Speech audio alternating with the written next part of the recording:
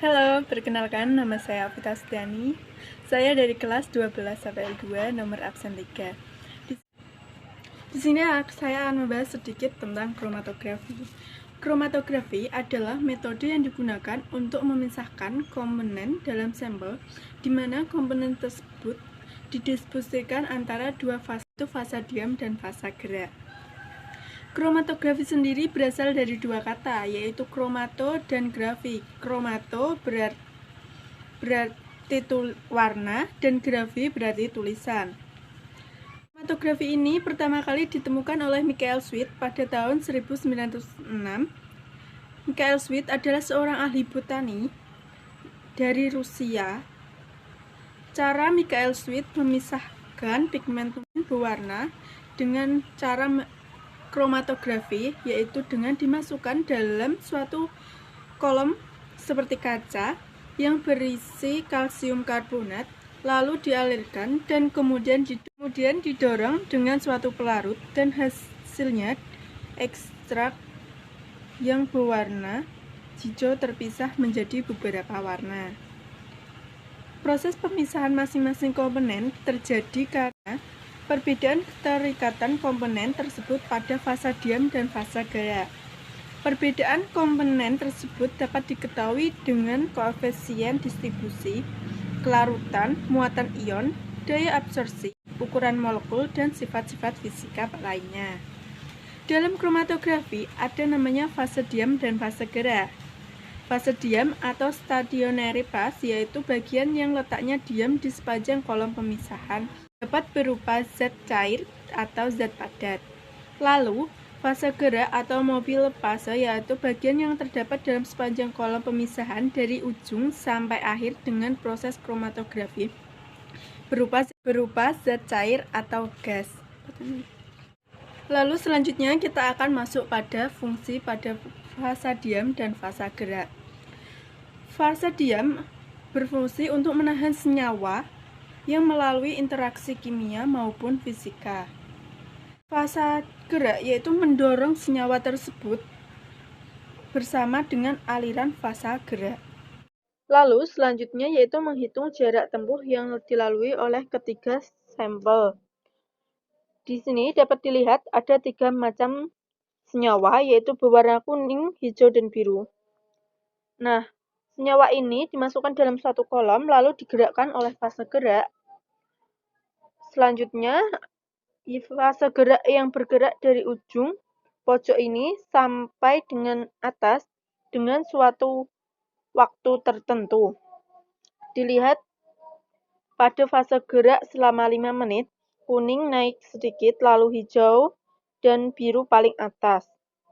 Dilihat nampak di sini mulai terpisah, lalu pada 10 menit kemudian, kuning masih berada di bagian bawah tetapi agak naik sedikit, lalu hijau di tengah dan biru di atas. Ini disimpulkan bahwa biru paling cepat dan kuning paling lambat. Lalu pada waktu 15 menit kemudian, proses dihentikan dan ketiga senyawa tersebut semakin terpisah.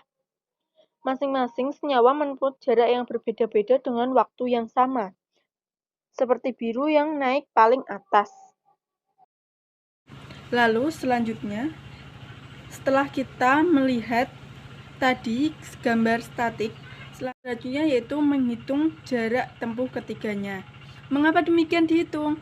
Nah, kita bisa mengukur jarak masing-masing senyawa dengan parameter dalam kromatografi, yaitu dengan menghitung nilai faktor tensi. Faktor tensi ini merupakan perbandingan jarak tempuh senyawa terhadap pelarutnya. Misal kita mempunyai senyawa A, bagaimana cara menghitungnya?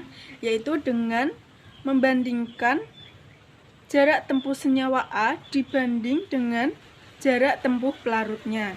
Begitu pula dengan kita menghitung senyawa B, C, dan D ataupun seterusnya. Lalu, nilai RF mempunyai rentang 0 sampai dengan 1. Nilai senyawa RF kecil mempunyai kecenderungan untuk terikat kuat pada fasa diam. Sedangkan sebaliknya, yaitu senyawa dengan nilai RF besar atau kuat berinteraksi dengan fasa gerak. Lalu selanjutnya kita akan menghitung nilai RF.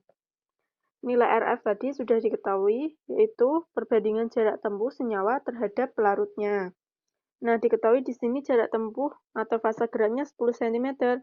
Jarak tempuh pada kuning 3,2 cm, hijau 6,1 dan biru 8,8. Maka RF kuning adalah 3,2 menjadi 0,32.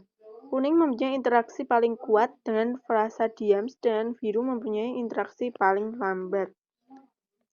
Dikarenakan nilai FF kecil mempunyai kecenderungan untuk terikat kuat pada fase diam, sedangkan senyawa yang nilainya RF lebih kuat akan berinteraksi dengan fasa gerak.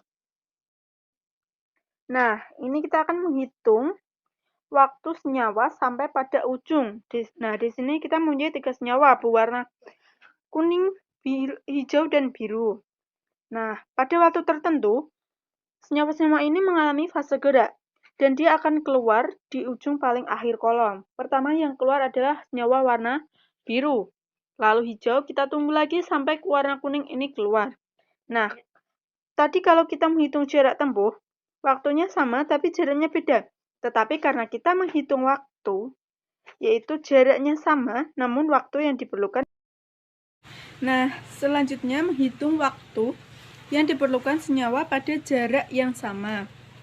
Yaitu di sini kita mengenal dengan namanya waktu resensi, yaitu waktu yang digunakan oleh senyawa untuk melalui kolom dari ujung sampai dengan keluar kolom. Tadi ada senyawa kuning, hijau, dan biru, bukan? Nah, senyawa tersebut dimasukkan dalam kolom dengan parameter waktu yang diperlukan untuk keluar dari kolom tersebut.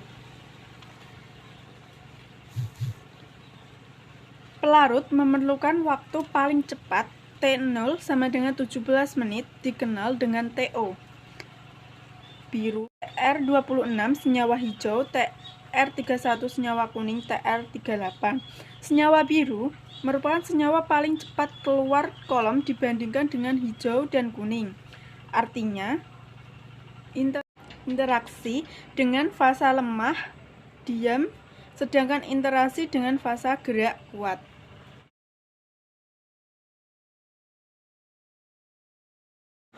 Sekian dari saya.